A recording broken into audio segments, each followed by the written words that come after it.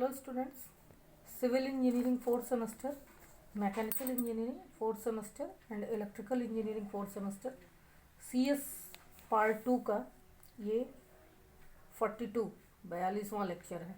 आज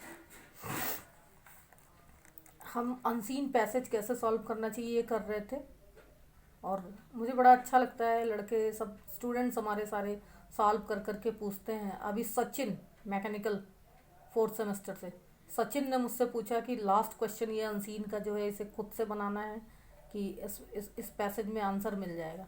मतलब आप लोग बहुत ही ज़्यादा जागरूक है अपनी पढ़ाई के लिए और क्वेश्चन पूछते हैं, ये मुझे बड़ा अच्छा लगता है। तो आई होप कि आज भी आप इसे सॉल्व करेंगे और पूछेंगे। And well done Sachin, you are doing very well. Sachin बहुत अच्छा कर रहे हैं और सभी बहुत अच्छा कर रहे हैं। सचिन का नाम इसलिए याद रहा कि अभी कुछ देर पहले ही सचिन ने मुझसे पूछा था, तो सचिन का नाम मुझे याद रह गया।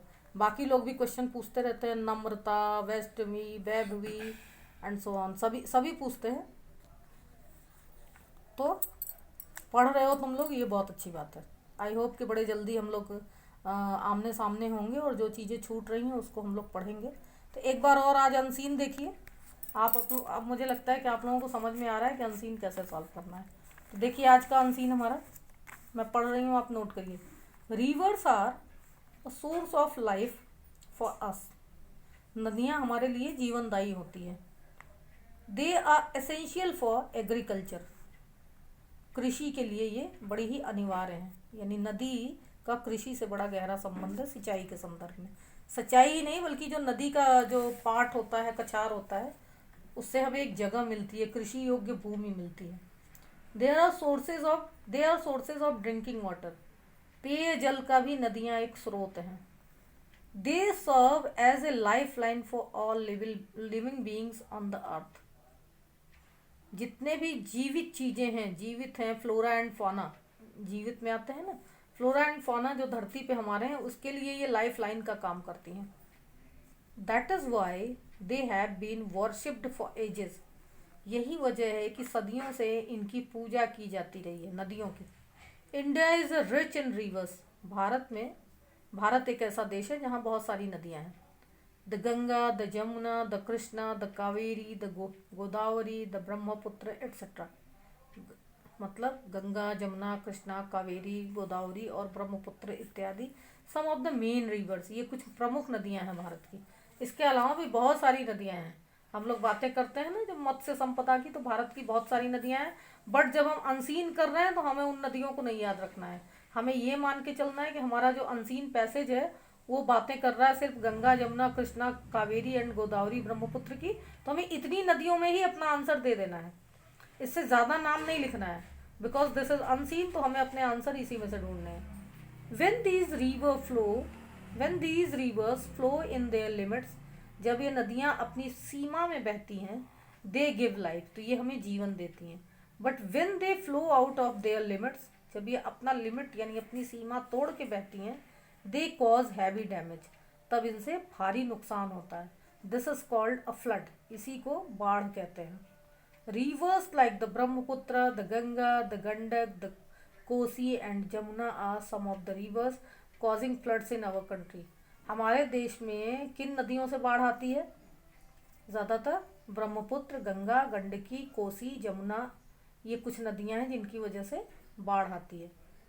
बट इस अनसीन पैसेज से बाहर जाएं तो भारत में कर्मनाशा नदी एक है जो सिर्फ बाढ़ ही देती है। कर्मनाशा नदी का नाम आपने सुना होगा। कर्मनाशा इसीलिए उसका नाम रखा गया है क्योंकि सारे कर्मों का वो नाश कर देती है, यानी सारी कृषि व्यवस्था को वो, खड़ी फसल को चौपट कर देती है। बिहार की है कर्मनाशा नदी। Bengal, Assam and Uttar Pradesh are states which suffer heavy losses due to flood every year. Bihar, Bengal और असम वो देश हैं जो कि बाढ़ से प्रतिवर्ष नुकसान झेलते हैं, यानी बाढ़ की त्रासदी झेलते हैं। A flood is caused by the excessive flow of water in rivers during the rainy season. बरसात के दिनों में, वर्षा ऋतु में बहुत अधिक जल प्रवाह के कारण बाढ़ आती है। It can be due to melting of glaciers in Himalaya too.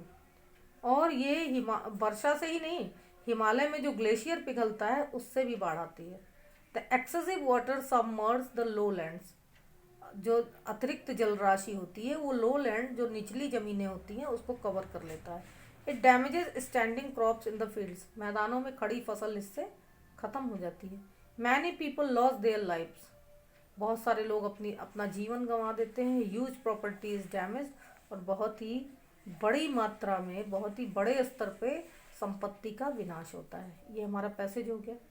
अब कहा जा रहा है give a suitable title for the text, आपको इसके लिए एक सूटेबल टाइटल देना है। तो आपको यहाँ पे सूटेबल टाइटल रिवर्स शायद नहीं देना चाहिए, बल्कि द फ्लड देना चाहिए, क्योंकि बात यहाँ बाढ़ की जा रही है। 3 पैराग्राफ है, 3 में से 2 पैराग्राफ में बाढ़ की बात की गई है। तो the flood, FLOOD, the flood हो गया इसका। What is importance of river, नदियों का क्या महत्व है, पहले पैराग्राफ में ढूंढिए और देखिए कि क्या महत्व है, दिया गया है। दूसरा देखिए क्वेश्चन हमारा, तीसरा question, write name of Indian reverse, write name of Indian river, भारतीय नदियों के नाम लिखिए। आप यहाँ पे लिखा है एक चीज़ देखिए, जितनी भी नदियाँ हैं उनके पहले द लगा हुआ है, तो आप कैसे लिखेंगे, the name of Indian rivers are so and so, जितनी नदियाँ हैं यहाँ पे उनके नाम लिखिए। What is the main cause of flood, बाढ़ का मुख्य कारण क्या है। ये आपकी क्रिएटिविटी को देखता है, आप सेंटेंस कितना बना सकते हैं इसको देखता है। हमने आपको बताया कि ग्लेशियर पिघलने से और हैवी रेन के कारण बाढ़ आती है, और वो बाढ़ किस रूप में आती है, एक्सेसिव फ्लो ऑफ वाटर। जब हैवी रेन होती है या ग्लेशियर पिघलते हैं तो excessive flow of water in the river होता है, यानी नदियों में पानी का प्रवाह अत्यधिक होता है और उससे बाढ़ आती है। अब आप यहाँ अपना क्रिएशन दिखाइए एंड आप लिखना शुरू करिए इसका आंसर और मुझे लिख करके दिखाइए। नम्रता, तुमने बहुत अच्छा किया था, एंड सचिन ने भी बहुत बढ़िया सॉल्व किया था, बाकी सभी ने भी किया था, सब ट्राई कर रहे हैं, बट कुछ नाम रहते हैं ना जो अभी रिसेंटली लेक्चर रिकॉर्ड करने से पहले जो लोग भेजते हैं तो उनके नाम याद रह जाते हैं। All of you are doing very well, thank you.